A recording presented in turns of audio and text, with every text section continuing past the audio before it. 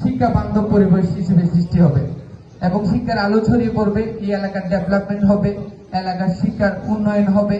যত শিক্ষা প্রতিষ্ঠান হবে এলাকার তত উন্নয়ন হয়। তো আমি দীর্ঘায়িত করবো না, তারপরে একটু করে অভিভাবকদের সাথে আমার কিছু পরামর্শ শেয়ার করতে চাই।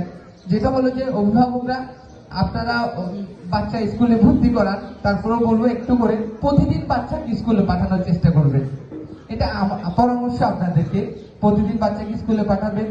তার সাথে সাথে স্কুল থেকে যাওয়ার পরে ডায়েরি খাতাটা একবার চেক করবেন, ও রেগুলার পড়া লিখে নিয়ে গিয়েছে কিনা। দেখা যায় যে P1 P2 KG1 পর্যন্ত ডায়েরি টিচাররা লিখে দেয়, 3 4 5 6 7 এরা অনেক সময় বাচ্চারা লিখে অনেক সময় ভুল ভ্রান্তি থাকে। সেই জন্য বলবো আপনারা অভিভাবকরা ক্লাস টিচার এবং সাবজেক্ট টিচারের সাথে একটু নাম্বার নিয়ে যোগাযোগ করবেন, কোনো ভুল ত্রুটি গেলে ওটা যাতে পরামর্শ দিতে পারে। এটা আমার পরামর্শ অভিভাবকদেরকে। আরেকটা কথা বলবো, হোমওয়ার্ক বাড়ির কাজ দেওয়া হয়, একটা রিকোয়েস্ট করবো বাড়ির কাজটা যাতে করে।